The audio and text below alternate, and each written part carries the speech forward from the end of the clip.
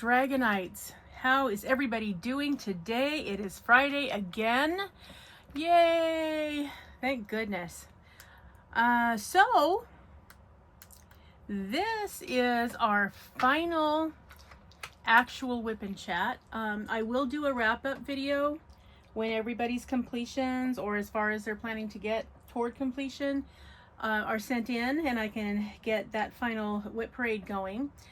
So there will be a wrap-up eventually, but this is our last actual Wip N Chat. So, hello! Hope everybody is doing well.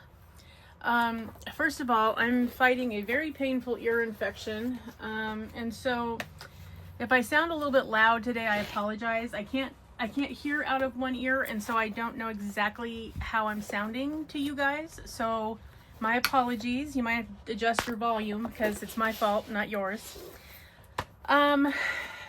Yeah, so that's a thing. I have 2 areas left on my painting.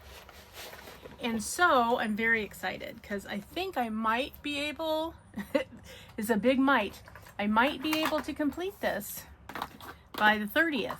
We'll see. So that's happening also. If you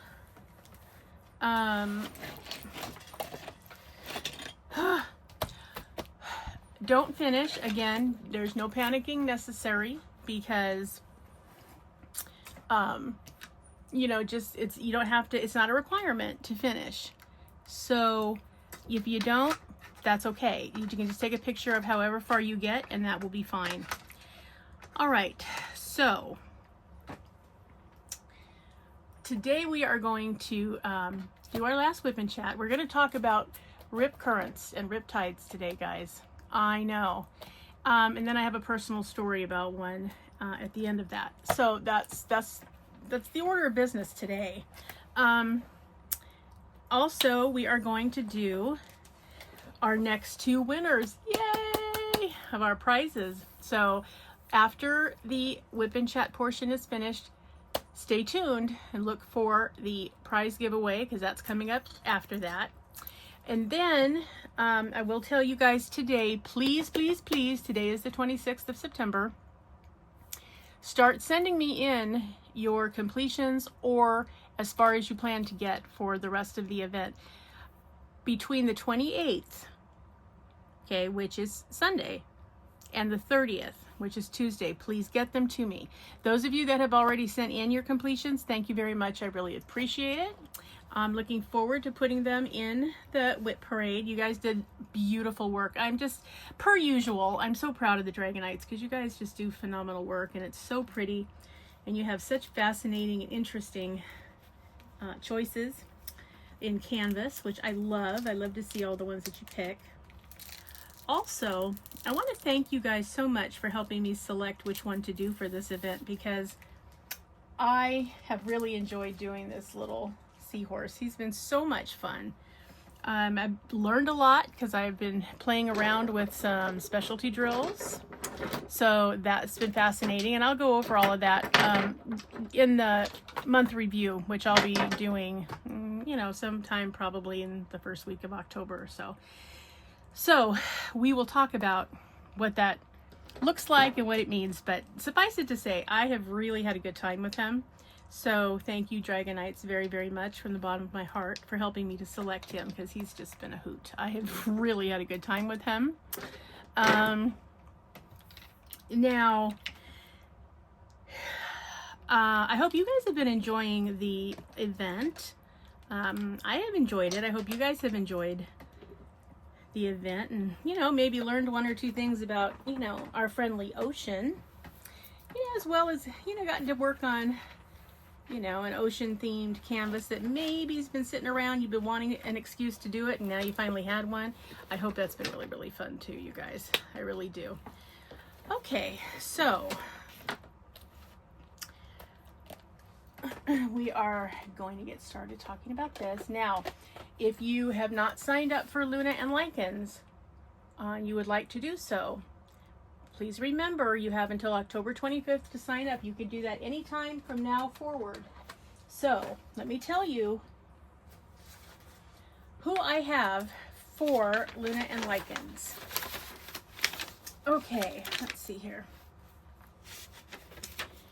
I have Margie Grice, Crafty Chef Diamond, Nuckenfutz, Mike Weeks, Diamond Art Joy, Joanne Arnold, Victoria Dodd, Scarlett's Little Crafty Corner, Snuggy's Crafting Corner, True Vampire Crafts, Guyleen Harold, Diamond Painting with Jack, Jennifer Parker, Roxanne Samuscott, Matt Smaracek, Missy Nelson, Sugar Ray Crafts, Master of Jedi, Sedona LeBlanc, Kathy Reynolds, Cubic Z Painter, Corinne Richardson, and Sat Merbin, M-E-R-B-I-N.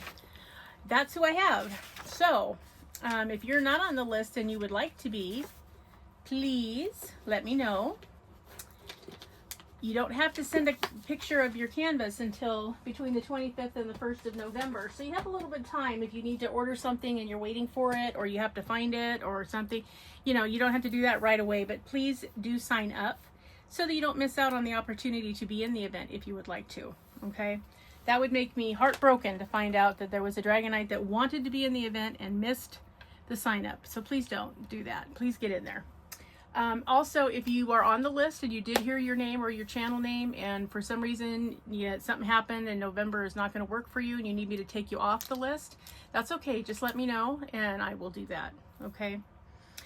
Also, everybody who has gone over to Desiree's Facebook page, I spoke last time in the Wip N Chat that Miss Desiree is been in the hospital. She has been experiencing rejection of her new heart that she had got a couple of years ago. So she is on the heavy duty meds because, you know, it's rough.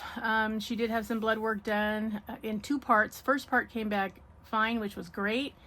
The second part came back, it was definitely rejection. So she's going to be in the hospital at least another week, maybe one after that. So yeah, if you haven't gone over and said, hey, please do so. Also, she is an affiliate for DP Over.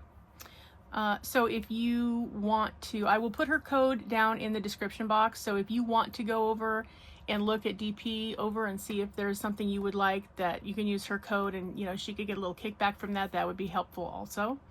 So again, please get better quick, Desiree. We miss you so much. But you know, we're a family here, Dragonites. So go see your dragon sister. Go see her on her Facebook page and talk with her and get her on Messenger if you can, and, you know, have conversations. She's really sweet and very, very nice. And we want you to get better right away, Desiree. Serious now. Come on. Come on. Let's get going. Get well over here. What's the deal? Okay. So that's happening there. Also now, December, don't forget, is our Better Angels, and have a fairy happy holiday.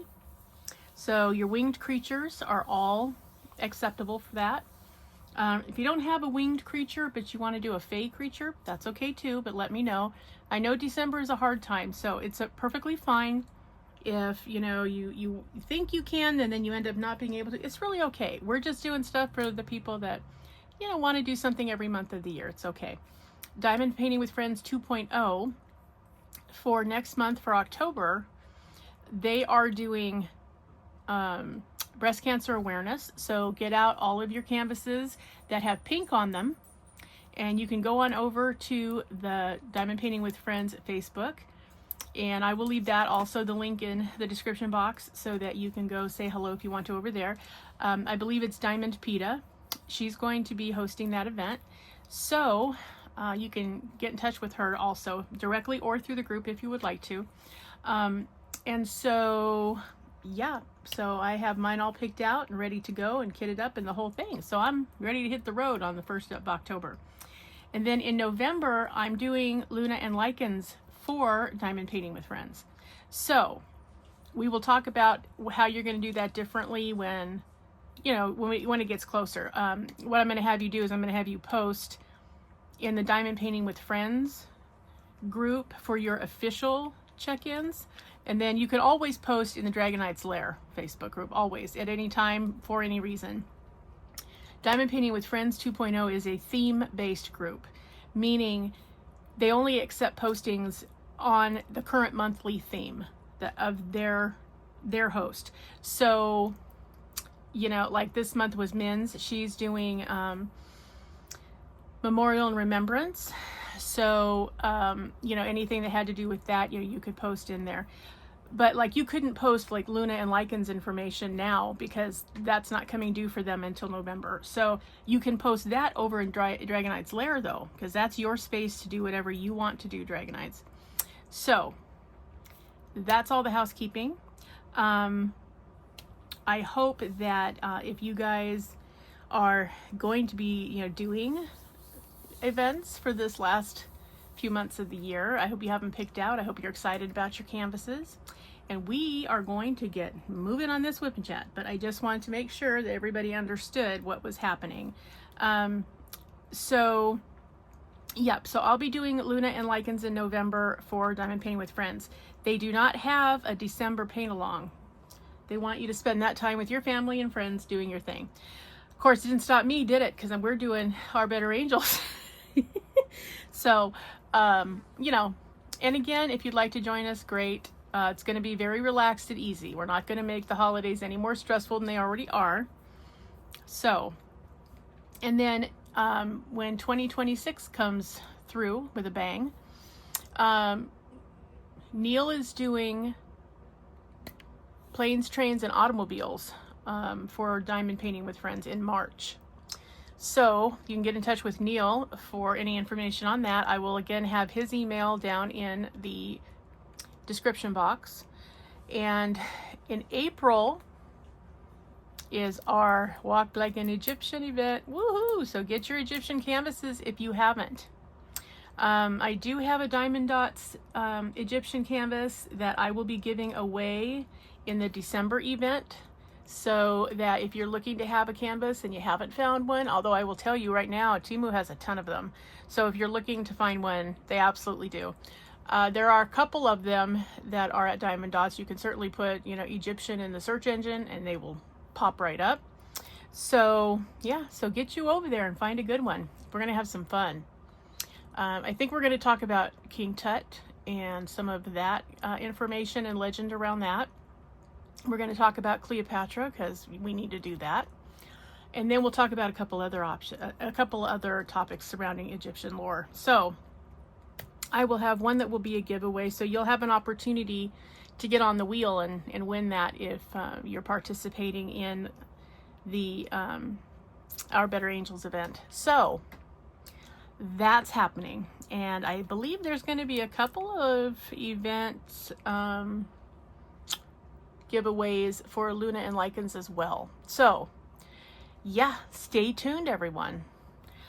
All right, I think that's everything. Lord knows I'm on medication. I've got antibiotics on board. And if the pain doesn't go away by Monday, I'm also going to have steroids on board. So it's a lot, guys. So if I sound a little medicine head, you'll know the reason why. So get down and see in the description box if there's something you need to look at or discuss or whatever it is. You know, I want you guys to be able to contact me if you need to reach me. You have the comment section of the video. You'll also have my email and my Instagram in the description box. So there's all kinds of news for you in there. So hop on in there and take a look if you haven't. Okay, everybody. I think that was all the housekeeping. I'm pretty sure that's all the housekeeping I needed to tell you. If something comes up, I'll interrupt myself in a little while and, you know, let you know what the deal is. So, all right, Dragonites. Oh, I have just so been enjoying all of your canvases. They're just so beautiful, just amazing. And oh my goodness, you know, Kathy Reynolds, that Kraken is unbelievable. That canvas is 129 centimeters long. I mean, you guys, huge. And she has completed it and it is beautiful. And I can't wait for you guys to see it when the final whipped parade is ready, because Oh, she did an extraordinary job. I mean, everybody has done an extraordinary job, but boy, that was a long, big, honking canvas. Holy cow. So, yes, it's all a whole thing. Okay. All right, guys, you ready to talk about riptides and rip currents? Because we got to know a little about those. Now, if you're a surfer, you're already aware of what these are, but it's important because they're very, very dangerous. And you know, it's something that often takes people by surprise and can be extremely terrible if you don't know anything about them and you're just, you know, floundering, you don't know what to do. So that's why we're going to talk a little bit so that everybody going to the beach will be nice and safe and sound. That's the goal. Because, you know, a day at the beach should be a fun day. It shouldn't be scary and terrible. Okay. All right. So first of all,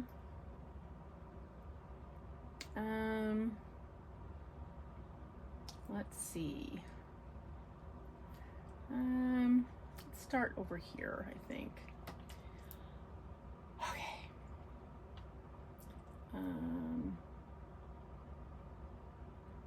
Let's see. I want to get a better definition. I don't think I like that definition. Let's go up here. Okay. So I'll get my glasses ready to roll because I don't know what it is about glasses. Everybody that wears glasses, you will feel my pain when I tell you this. They always need cleaning. It never fails. They always. And you know, my father, bless his heart, may he rest in peace, had a perfect suggestion. He was a glasses wearer since childhood. And he said all they need to do is grind the lenses in an opposite manner so that the polarity pushes and repels dust and dirt instead of, you know, magnetizing them to stick onto the lens. And I was like, I wish you would patent that and make those, because could you imagine how great that would be and how much less cleaning you'd have to do on a daily basis? Oh my gosh. Okay, guys, that was just an aside. Let's get on with the rip current. Okay. A rip current, sometimes incorrectly called a rip tide, is a narrow, powerful channel of water that flows away from the shore and out to sea. They can be found on most beaches with breaking waves and can move faster than an Olympic swimmer. I mean, guys, that's wow. Okay. So, let me just okay. Speed typically flows at 1 to 2 miles per hour, but can reach speeds of 4 to 5 miles an hour.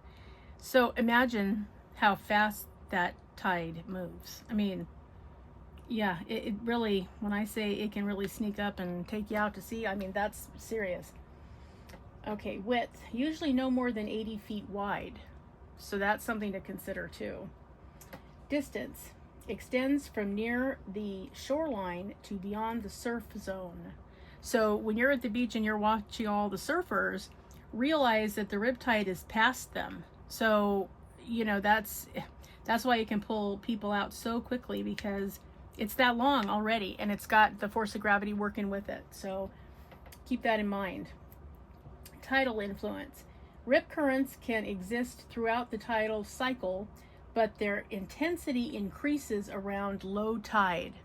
So when it's low tide, the rip tides are bigger and worse. So think about that, because it's misleading because it looks calmer, but it's not calmer. So remember that.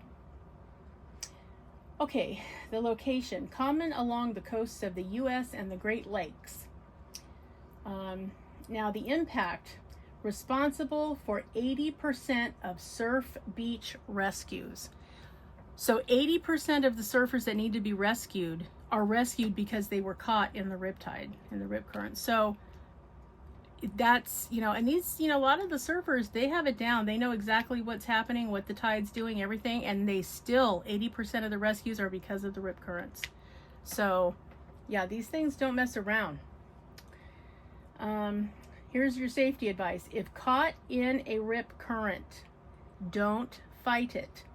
Swim parallel to the shore and swim back to land at an angle. Okay, so you're caught here in a riptide, okay? Or let's say this is a riptide. You're caught here in the riptide. Swim parallel and then go at an angle to get back to shore so that, you know, you kind of ease yourself out of the current and are able to get back to land. Very important. Okay. Now, what they actually are, rip currents are powerful channeled currents of water flowing away from shore. They typically extend from the shoreline through the surf zone and past the line of breaking waves. So that's quite a distance, you guys. Remember all of this if you can. Okay. If you're caught in a rip current, don't swim against the current. You may be able to escape by swimming out of the current in a direction following the shoreline or toward breaking waves, then at an angle toward the beach. You may be able to escape by floating or treading water if the current circulates back toward shore. So you have to kind of, you know, and you're not going to be able to do this when you're panicking because you realize you're caught in one. But kind of take this in, take in your environment, know what's going on around you so that if something should happen, you have a plan in your head of which way is the best way to go, okay? How far can a rip tide pull you? A rip current can typically pull you between 20 to 100 yards offshore. But in rare cases, the speed and length can be extreme, taking you as far as 3,000 feet, about 900 meters from the shore. The distance varies depending on wave size and local beach conditions, but the current itself will usually not pull you underwater and will eventually lose strength, allowing you to swim back to shore by swimming parallel to the beach. So, you know, I think the biggest thing that you can do to help yourself in this situation is don't panic.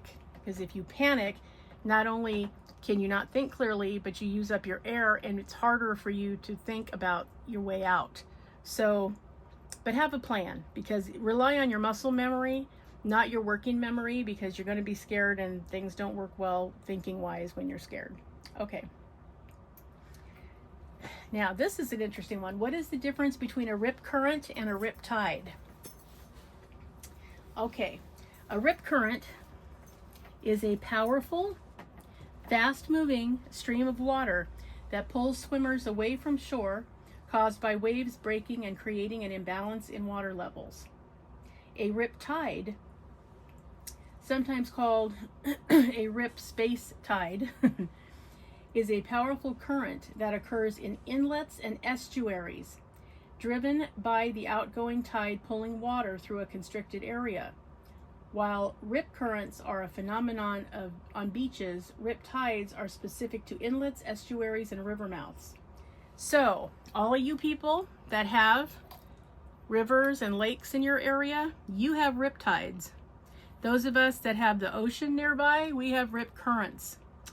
So there you go. You might not need to know that, or you might win Jeopardy with that information someday. You don't know. It's good to know. I mean, knowledge is always good.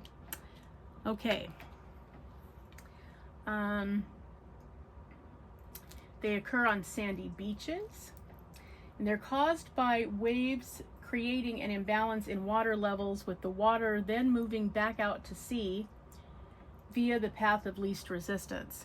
That's why you don't always know where they're going to show up. You might have an idea based on the geography of the beach in your area, and so you might be able to kind of gauge it, but you never quite know for sure.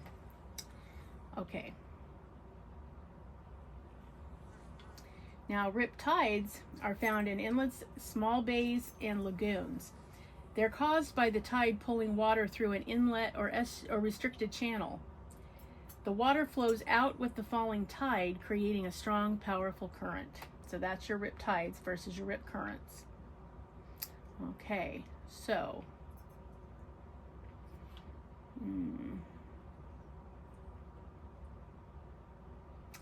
What states have the most rip currents? The law firm that did this study did not take deaths into account, which are usually highest in Florida, California, and North Carolina. In fact, the combination of rip currents, rough surf, and other hostile ocean conditions usually claim the lives of dozens of swimmers in the Sunshine State every year, according to NOAA data. Okay.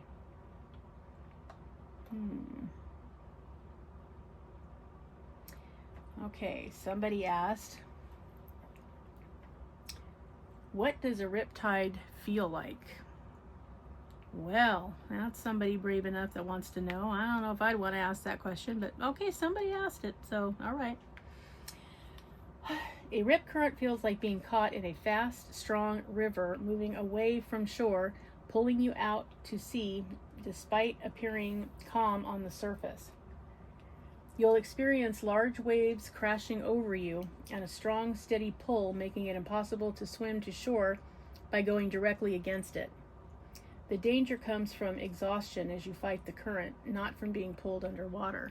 So, trying to get loose of it, it's going to wear you out. That's why you want to be, in your mind, swim parallel, don't swim against it. Swim parallel to the shore so that you can try to swim at an angle to get, diagonally to get up to the shoreline and get out of the water. Okay.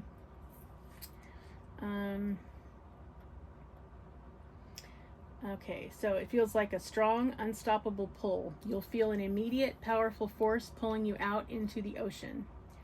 Turbulent water and waves. Large waves may crash over you, adding to the feeling of being out of control. An out-of-control sensation, you might not realize you're caught until you're being pulled out, and trying to swim back to shore only pushes you further away, leading to panic and exhaustion. So that's why it's important not to panic, because your natural human instincts are going to be, wait a minute, what I'm trying to make my body do isn't working, and then you get nervous and scared, and then you panic, and then you hyperventilate, and then you lose all of your resources faster by doing that. So try not to panic. A deceptively calm surface. The water in a rip current can sometimes look smooth and wave-free, which is a misleading sign that it's a safe place to swim. So that's why you can't anticipate it, because the surface looks calm. You don't realize there's an undercurrent just waiting for you to step in it. So yeah, think about all of the possibilities with that. What to do if you get caught? Stay calm. This is the most crucial step to conserve energy and think clearly, right? We already talked about that, right? Okay. Don't fight it. Swimming directly against a rip current will only exhaust you. Swim parallel to the shore. Swim to the side out of the path of the current. Float or tread water. If you can't swim out, float or calmly tread water and signal for help by waving and yelling. Swim towards shore once out of the current. Whether you are no longer being pulled out to sea, or when you are no longer being pulled out to sea, then swim at an angle toward the beach. Okay. How do lifeguards save people from rip currents? Okay. It's a good question. Even trained lifeguards only attempt a rescue using a flotation device. Rip currents can be dangerous, but if you know your options, survey your situation, and stay calm, you can stay safe and continue to have fun in the surf, sand, and sun. So, if you have a flotation device that's already with you that you were holding on to or something, you're ahead of the game. Just hang on. Okay, rip currents can last anywhere from a few minutes to many hours, or even weeks or months, depending on the type of rip. Flash rips, quote unquote, are short-lived events, lasting minutes, while fixed rips, quote unquote, which occur in the same location due to an unchanging sandbar, can persist for weeks or months. The duration also depends on factors like the tide, wind, and the specific shape of the beach and seabed. Okay.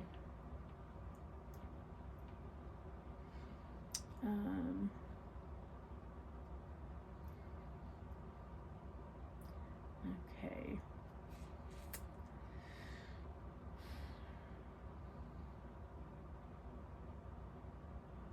Is an undertow the same as a riptide? Anybody want to guess? You can let me know in the comments whether or not you guessed correctly. Is a riptide the same as an undertow?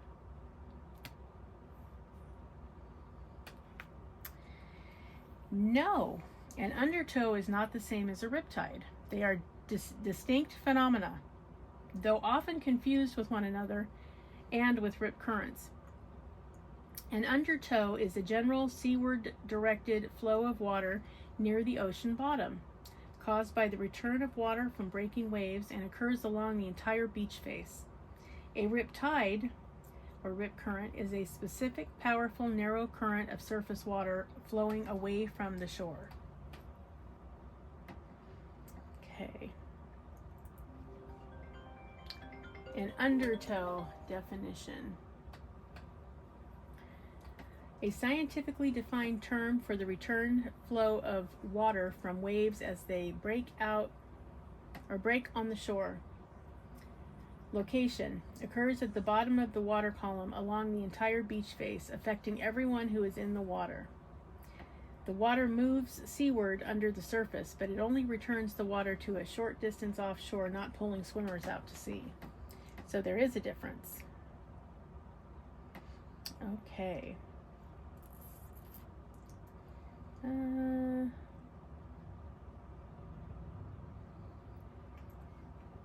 Can a riptide suddenly appear? Rip currents may pull continuously, but they can suddenly appear or intensify after a set of waves or when there is a breach in an offshore sandbar.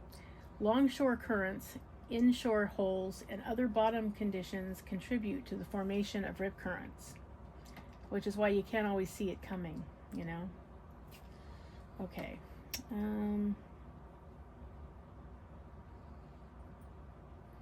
How to spot an undertow. To spot an undertow, look for signs like a channel or of churning or foamy water moving seaward, a break in the wave pattern where waves don't break as they do elsewhere, discolored or dark water due to disturbed sand, or a line of floating objects like seaweed moving steadily back out to sea. While undertows are often described as a downward pulling force when waves break, many people confuse them with more dangerous rip currents, which are a different phenomena involving a strong outward flowing current. Okay, signs of a rip current, often mistaken for an undertow, but now these are the signs of the rip current, okay? Choppy or churning water. Look for a narrow area of turbulent, foamy, or rough water. A break in the waves. Notice a gap in the pattern of incoming waves along where they don't break. Differences in water color. The water in a rip current might appear darker due to increased depth or discolored from sand and sediment being pulled out. So if you see a patch of water that looks darker than the rest of the ocean, yeah, don't go see why. It's probably a rip current and you want to avoid it. Floating debris moving seaward. Observe a line of seaweed or some other object steadily drifting away from the shore. Rippled water surrounded by smooth water. This effect can indicate water flowing out at an angle to the shoreline. So there you go. Can a life jacket save you in a rip current? A life jacket won't stop a rip current from dragging you out to sea, but it can save your life by keeping you afloat and preventing exhaustion, allowing you to conserve energy and swim parallel to the shore to escape the current. To escape a rip current, remain calm, don't fight the current directly, and swim parallel to the shoreline until you are out of the fast-moving water. Then swim back to the shore. Okay, so this is how a life jacket will help. Keeps you afloat. A life jacket provides immediate flotation, helping to keep your head above water even when you are fatigued or strong currents are present. Prevents exhaustion. By supporting your body, a life jacket reduces the energy you need to expend just to stay above water, which is crucial when facing a strong rip current. Buys you time. Staying afloat allows you to conserve energy, giving you the time needed to try to escape the current or to wait for help. So that's important. Okay. In the U.S., about 100 people drown in rip currents every year. That's quite a lot of people. Lifeguards in the U.S. rescue another 30,000 swimmers from rip currents every year. We usually think of waves as washing stuff onto the beach, seaweed, shells, and other ocean debris. Because remember, not all beaches have a lifeguard. The ones that do don't have them on a 24-hour basis. So again, when you walk onto the beach, it's always a good idea to check your surroundings. As soon as you get on the sand, check around on the sand. Who else is there? Anybody looking weird, or anybody doing things that seem off? Anybody have a vicious animal that they're trying to control? Because that's always an issue. Don't sit by those people. If, you check out the lifeguard tower. Is it occupied, or is it closed up because nobody's in it? Which is it? Because if it's closed up and nobody's on duty, then you're on your own. So keep that in mind when you decide to go into the water. What else? If you see anything, that seems off, keep an eye on it, right? If you see people doing something in the sand, or, trying to bury something or unbury something, or make a fire that's not working, whatever it is, keep track of it so that you're not taken by surprise. Also, when you get ready to go out onto the water, make sure we talked about it before. See if there's any foamy water circling around, any dark areas of dark color in the water that you know to avoid. Okay.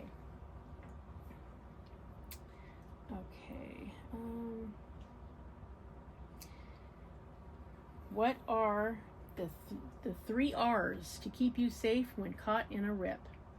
If you are ever caught in a rip current, relax and float rip currents. Do not pull, relax and float.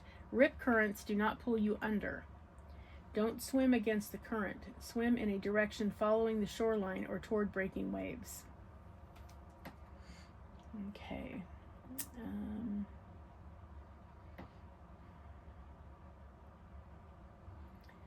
How to tell you are in a rip current.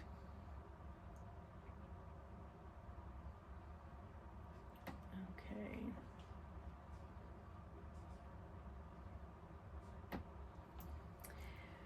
Rip currents are most common at surf beaches, particularly along the east, Gulf, and west coasts of the U.S. and the Great Lakes. They tend to form at breaks in sandbars and near structures like jetties, piers, and cliffs.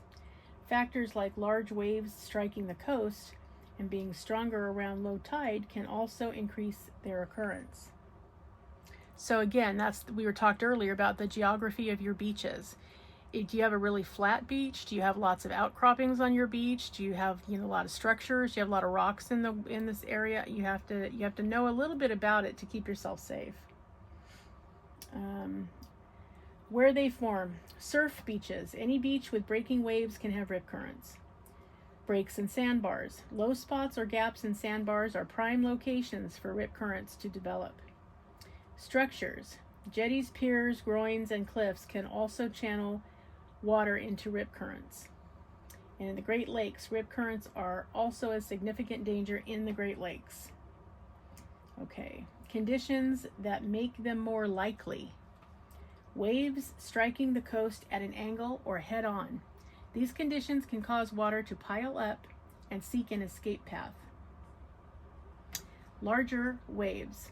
Powerful breaking waves increase the likelihood of stronger and more frequent rip currents. So if you have big waves at the time you go down to the beach, pay close attention. Low tide. Rip currents are most common within a few hours of low tide, though they can form at any time. Varying wave breaking. Rip currents form in areas where there is less wave breaking, creating a downhill flow of water. Okay.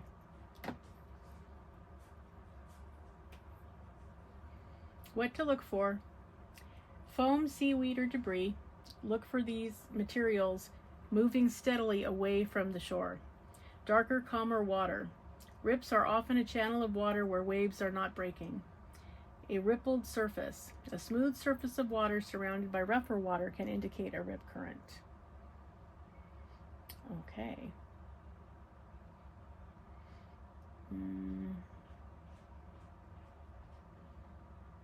Let's see.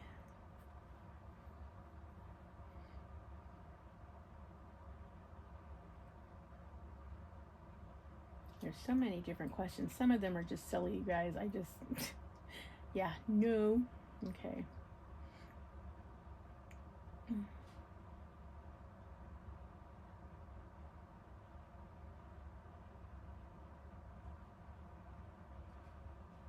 Can you just float in a rip current?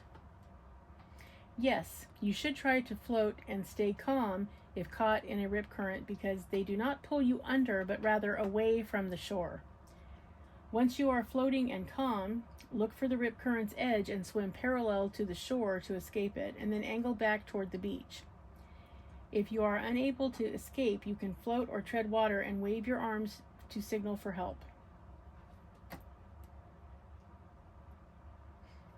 Okay, let's see.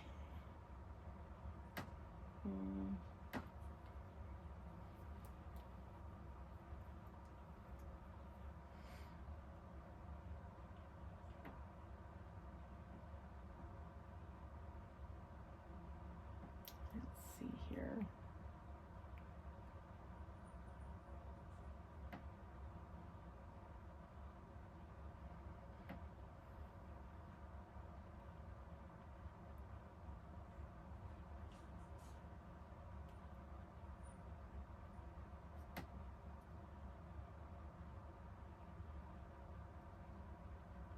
Okay, let's see. How rip currents become deadly. Okay, here we go, guys. This is the part that we all want to be thinking about so we stay safe and all of our people stay safe. Okay, they overpower swimmers. Rip currents can flow at speeds up to 8 feet per second, faster than an Olympic swimmer. Swimming directly against such a powerful force is impossible and will quickly cause a person to become exhausted. They create panic. A person caught in a rip current may panic and forget what to do. This panic can lead to shallow, rapid breathing and an inability to think clearly, increasing the risk of drowning. Because that's what happens when you panic. The time that we need to think the most is when we usually aren't or can't because we're panicking about something. So, just keep that in mind. Keep a level head and try to float. They can be difficult to spot. Rip currents can form on any beach with breaking waves, including large lakes, and can be invisible or difficult to recognize. A rip current often appears as a narrow, calmer-looking channel of water between areas of breaking waves, which can mistakenly attract swimmers who believe it is a safe spot. Imagine how scary that would be to find out. Here you think you're swimming where it's safe, and then you realize, oh, I'm caught in the undertow and the rip current. Misunderstanding their nature. Many people mistakenly believe a rip current will pull them under the water, like an undertow. In reality, a rip current pulls a person offshore along the surface. This misunderstanding can cause a swimmer to panic and struggle against the current in the wrong way. Okay, so that is why they can be dangerous. Okay. How far will a rip current take you out? A rip current can typically pull you between 20 to 100 yards offshore, but in rare cases, the speed and length can be extreme, taking you as far as 3,000 feet from the shore. So the distance varies depending on wave size and local beach conditions, but the current itself will usually not pull you underwater and will eventually lose strength, allowing you to swim back to shore by swimming parallel to the beach.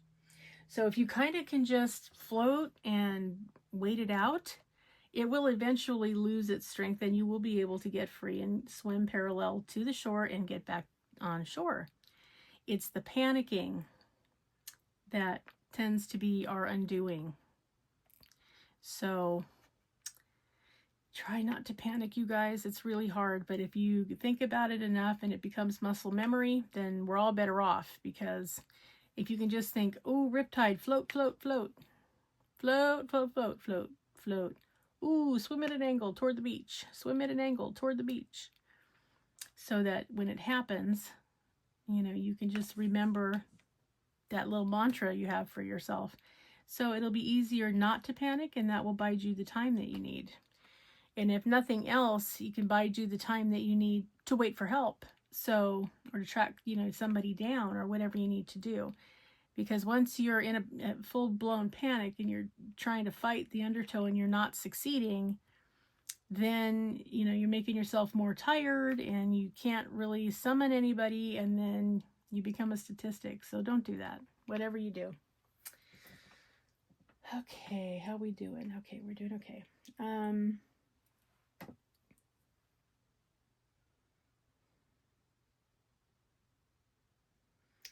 What is the most common reason people drown who get caught in a rip current? People drown in rip currents, as they're properly called, because they get tired. So it's your fatigue, it's you wearing out from trying to break free that's causing people to die. Let's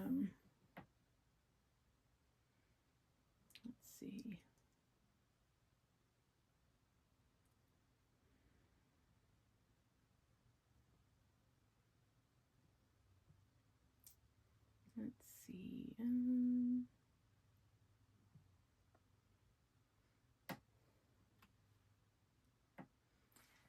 Rip currents are dangerous because they are strong, fast-moving channels of water that pull swimmers away from the shore, often to the point of exhaustion and panic, which can lead to drowning.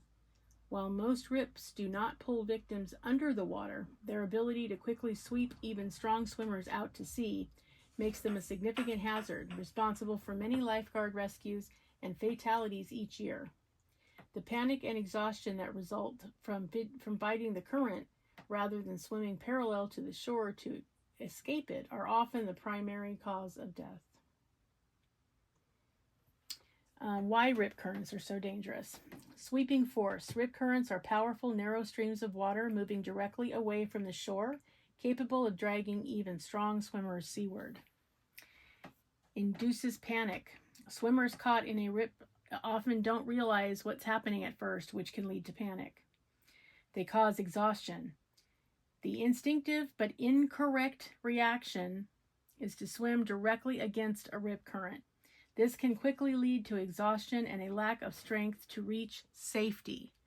So that's why it's important. You want to conserve your strength, not wear yourself out fighting a current that you're not going to be able to really fight. So floating in a resting position, getting help, waiting until you can break free from it, all of those are important, but swimming against it, not a good idea.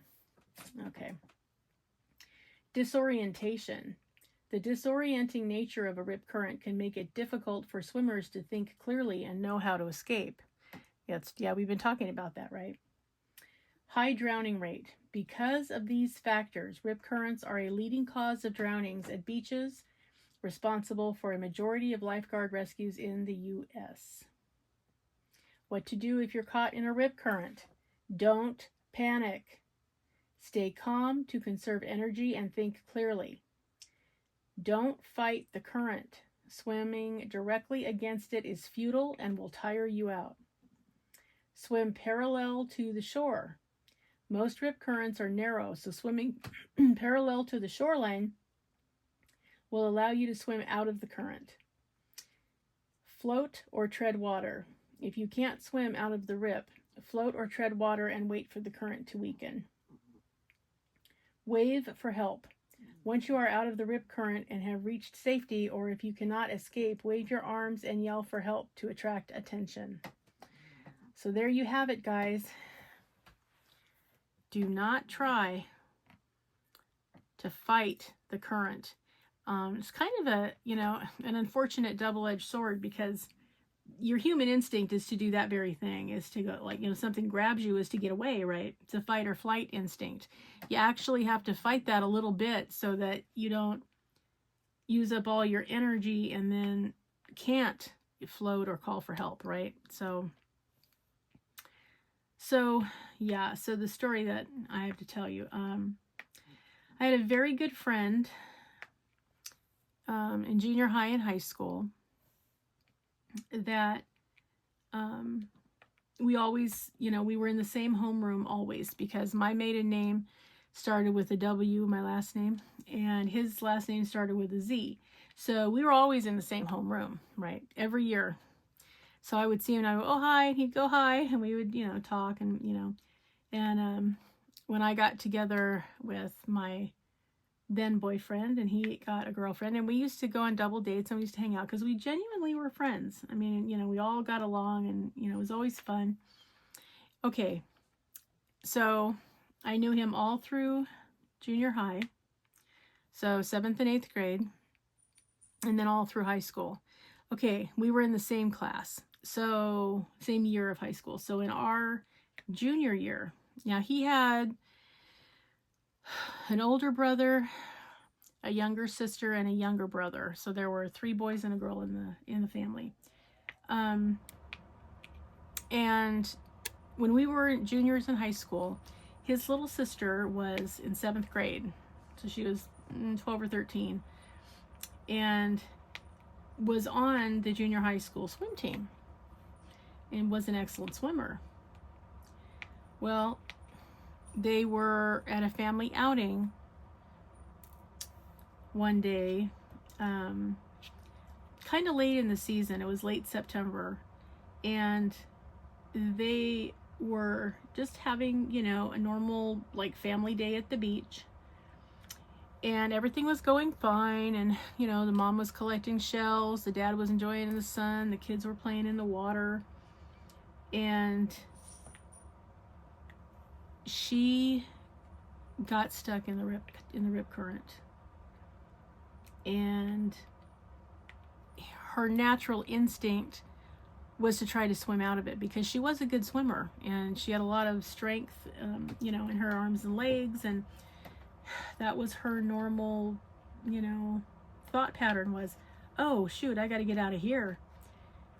Well, after she tried a few minutes, she realized she couldn't, so she yelled for help.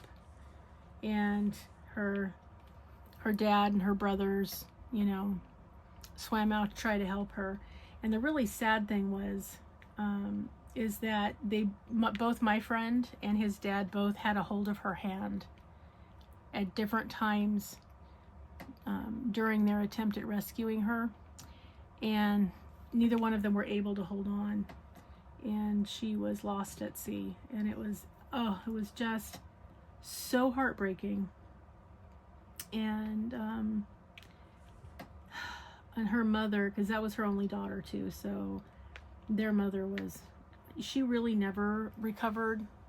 I mean, I saw her a few times after that incident happened, and she just really was never the same after losing her child, which I don't know how you could ever be the same. But yeah, it was just, I mean, you could feel it hanging over the head of the family, all the family members at the time. And and it was just, I mean, the heartbreaking part of it that, she had been such a good swimmer, but like we read about already, you can't fight the undertow. Fighting it will be your demise, so don't do that. But again, it's against your natural instinct, because, you go, oh, something's got a hold of me, I don't like it, I'm trying to get out. I mean, that's what you normally would try to do. So the fact that you can't really do that effectively, because that's going to end up being, the biggest problem of all. I mean, it just, she being 13, she, didn't have a lot of life experience. She knew enough to try to call for help when she realized she couldn't get out. So, that was good. And they tried to help her. And then when they couldn't, and they lost sight of her, and they had called, you know, for help, and they got the, you know, the dive team from the local police station. Yeah, they had a dive team. They had a helicopter. They brought everything out. They never did find her. So it was very, very sad. And so that's why I want to make all of you aware to be very, very careful when you're in the ocean. It's a situation where your first instinct is going to be to fight it. Don't do it. Conserve your strength. Conserve your energy, so that when you see somebody that you can yell for help to, you're in a position to yell for help, because sometimes if you're exhausted, you don't have enough wind to try to yell. So you just want to conserve so that you can either swim out of it at an angle parallel to the beach like we talked about, or you'll be able to yell for help and somebody will be able to come and assist you to get you out of it. So, you know, the people that are able to stay calm to do that are the ones that survive. But yeah, it was such a tragedy for their family. And I remember the junior high school dedicated their yearbook to her that year, and even our yearbook, because my friend and his brother were both in high school, and so they had a dedication page written to her, because it was just such a sad thing. And it was something that was so awful. They're such a nice family, and you know, and they were just always around. You know, we all knew this family. It was just, you know, they were all nice people, and you know, I mean, it's just, you know how you get to know kind of your neighborhood people, and you know who you're around, who you're not, and all of that kind of stuff. And so we all knew the family because they were such a nice family, and they were really good to us kids, so we went over to hang out with their kids. So it was just such a sad thing. I mean, that whole family was just devastated. So yeah, I just wanted to share share that with you guys. I'll get it right in a minute. I told you I got medicine head.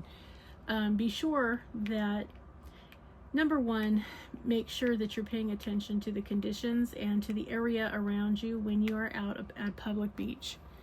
Also, make sure that you have an understanding that what you're going to do is, number one, not panic. Number two, float or tread water until you can break away, and yell for help. Those are the things that will save you and the people that you love. So that's the important thing, because I don't want to see any family have to go through that ever again. So, and it's just way too common. So let's not have any Dragonites doing that. If you want to be sea dragons, that's okay. Just don't get caught up in a rip current and have something bad happen. Okay. So that's what's going on with that. So yeah, we are still, you know, life update. We're still trucking along. Neil is right now at his infusion appointment, and then he has to have an MRI coming up this weekend. They do, you know, 4 treatments with this infusion, and then you have to go for an MRI and make sure that you're not developing brain bleeds, which is a potential side effect of this new medication. So they do the MRI between the 4th and 5th infusion. If everything looks good, then they keep doing it until between the 8th and 9th, or between the 9th and 10th, depending on your doctor. They do the next MRI and make sure. If you're still not, then they will continue. The infusions are supposed to go on about 1.5 years. So if everything goes okay, but if at any time he shows any, you know, mini hemorrhages or at all, like, you know, his blood vessels in his brain are leaking in any way, then he has to stop the treatment, and period, end of discussion. And then I guess the dementia / Alzheimer's will have to just run its natural course. So we're really hoping that there aren't any leaking of any blood cells, because, you know, we want to buy him as much time as possible. So the way to do that is to have them check and have there not be any bleeds of any kind. My concern is that pretty soon, you know, they're going to say you need to consider not driving. So and that will be hard because we're going to have to plan some things differently. And then when we do go out, I'm going to have to take the wheel, which will be very hard for him because he doesn't like to be a passenger. He likes to be a driver. So I'm expecting that there will be arguments about that, but we're going to do what is safe.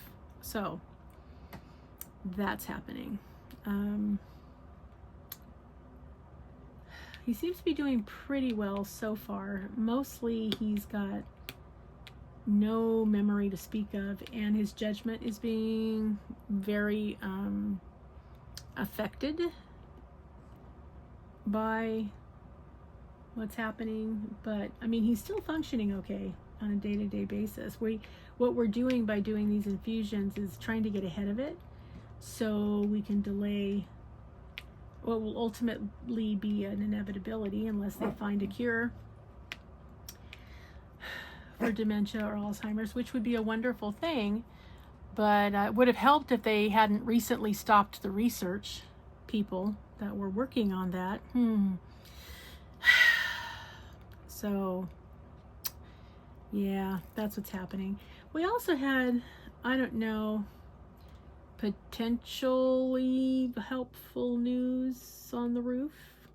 I say potentially because there's no answers yet, but somebody, and I'm guessing it was probably somebody at the VA, sent Adult Protective Services over to make sure that Neil was taking care of himself, quote unquote, because whoever turned him in either didn't realize that he had a spouse and a child living here, or they just figured, I don't know, we were beating him up on a regular basis, and who knows. So they sent Adult Protective Services over here. So that was frustrating. But you know, at the end of the day, after I, you know, introduced myself, hi, I would be his spouse because they thought I was his child. Ugh, for God's sake. So I corrected that. And they wanted to just find out, hey, you know, well, is there anything we can do to help? And I said, yes, you can. We're in dire need of a roof. Let me show you where it's a problem. So I took her around. So she took pictures of everything, and she goes, well, what's going to happen if it actually caves in? Like, what's the emergency plan? I said, there isn't one, which is why we've been looking for 3 years trying to find somebody to help with that. And I said, you know, we wanted to refinance, but when the interest rates were so high, as soon as they did the budget, oh, you don't have enough income. Well, it wasn't necessarily that we didn't have enough income, but it was when they added the percentage for the interest, it kicked it out of our budget. Now, we've had several people that have applied here to move into the homes, and their escrow caved because of the same reason, where they could not get you know, the right interest rate. So yeah, it became a whole thing. But she asked us, you know, where we had gotten our estimates from, and so we told her the names of the roofing companies. Well, one of them still had the estimate, and they sent it to her. The other one said, yeah, we could not abide by that one. I think it was the $22,000 one. Said, yeah, we couldn't abide by that now. We'd have to do it again and, you know, redo it and let you know. So hang on a second, guys. Okay, Dragonites, sorry about that. So long story short, be sure that when you are out in the beaches and everything, that you're staying safe and making sure that all your people are safe, so that, you know, nobody gets hurt or sucked into the undertow or the rip current or any of that. Okay, guys, so we're almost at our time limit here, so I will just say in closing, again, thank you all for joining our Under the Sea event. I have enjoyed it. I hope you have enjoyed it. I'm so impressed with your canvases. Please go ahead and start sending in your finishes. I need to have it between the 28th and the 30th at the absolute latest. And then I can get the final whip parade going. And we will close it out with our wrap-up video. And Kathy Reynolds and Roxanne Samuscott, thank you both for letting me know that you have received your prizes.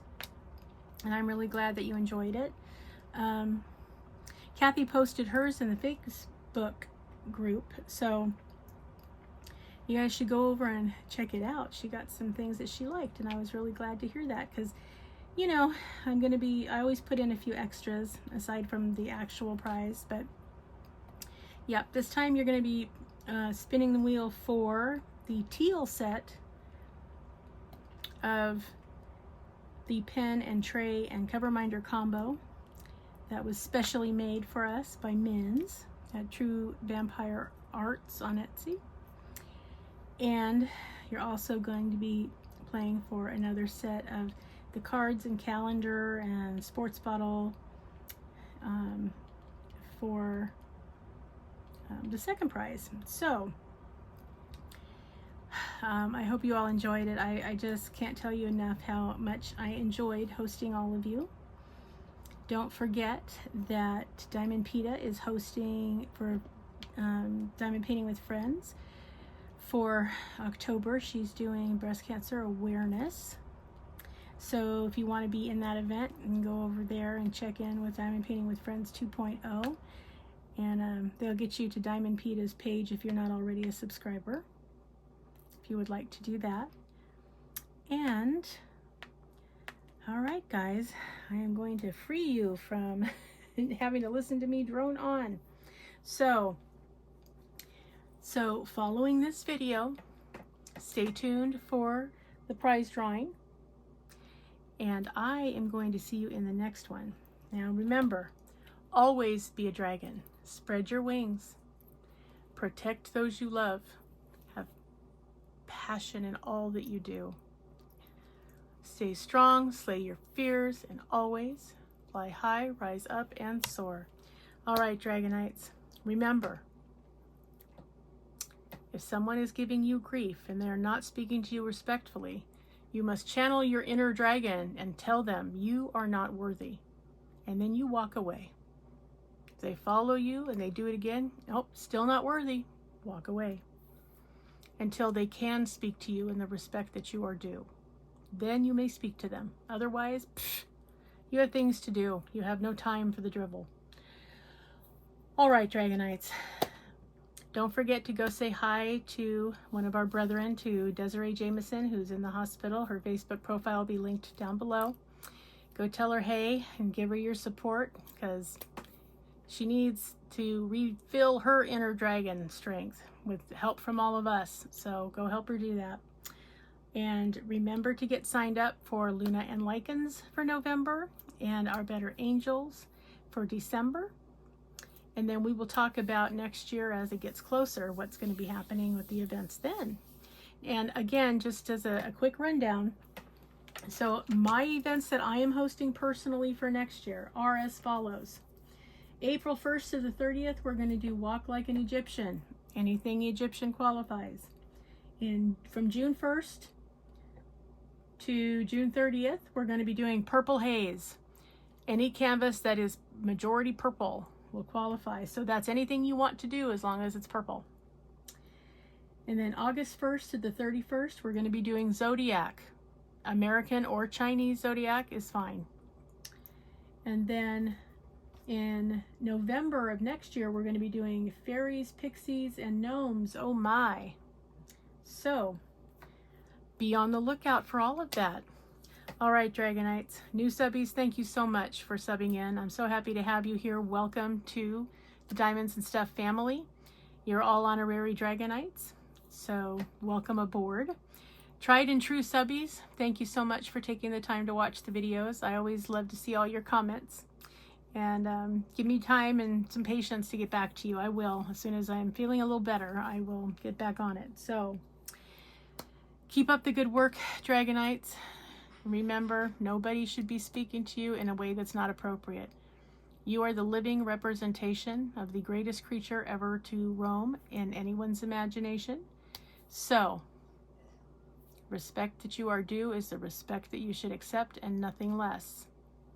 And remember, as Native Americans always say, you are the product of 1,000 love stories. You can always call on your ancestry. Remember that. If you have to go do something that's scary for you or that's really causing you anxiety, say it out loud. You know, Aunt Harriet, Uncle Fred, whoever they are, I need you with me. Now come with me. We're going in here and I'm nervous, so I need you on me. I need you with me. Come on. Anybody that you know that you loved that passed, bring them to you, because what it will do is it will give you extra assurance to know that you come as one, but you stand as 10,000. Never forget that. Plus you have all the Dragonites with you. So, I mean, really, what's there to be nervous about, right? Doesn't matter what it is. Doesn't matter if you're going to a job interview, if you're going to meet with somebody you don't know well, if you're going to the doctor's office, whatever it is that you need a little extra support, remember, you come as one, but you stand as 10,000. All right, Dragonites, have a great rest of your day. Have a wonderful weekend. Enjoy the prize drawing. Good luck, everybody, and I will see you in the next one. Bye-bye. Hello, Dragonites. How's everybody doing this evening? We are here for our spin of the wheel for the final prizes. So over here, we have the Sea Creatures water bottle. We have the calendar for 2026. We have the cards that are themed. And we have the jewelry item. And we also have the themed diamond paintings. And yes, I myself am including a Dragon's Eye cover minder. And over in this corner, we have the beautiful teal set that was made for us. Here's the beautiful tray, the beautiful cover minder, and the pen. This pen comes with a regular brass tip single placer and a 4-placer. And I am, of course, adding your Dragon Eye cover minder. All right, everybody. I hope everyone has really enjoyed the event. I sure did. Did you enjoy the event, Neil? Yeah, I did. Okay, see, so there you go. We enjoyed the event. Yeah, that's my stash of premiums over there. Don't look too close. Okay, so first we will go ahead and spin for the teal Dragonite and Sea Dragon themed set that Min's from True Vampire Crafts designed and printed for us. So you'll also, each of you who wins will also get a couple little extra items from me. So don't worry, there will be a few extra things in the parcel. So, okay, so this is going to be first, and this is going to be second. Good luck, Dragonites. First to this one goes to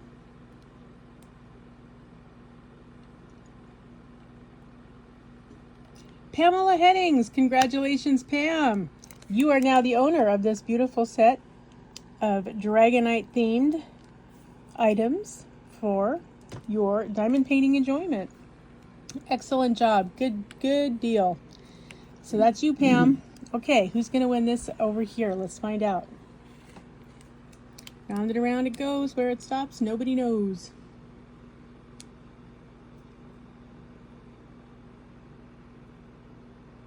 Joanne Arnold. Congratulations, Joanne. You are the winner of this lovely little stack of items over here. Yay! Congratulations, Pam and Joanne.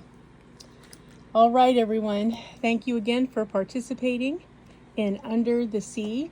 Look forward to the wrap-up video for the end of the event with the final Whip Parade. Make sure you get your completions or whatever you're going to be able to complete to me between the 28th and the 30th, okay?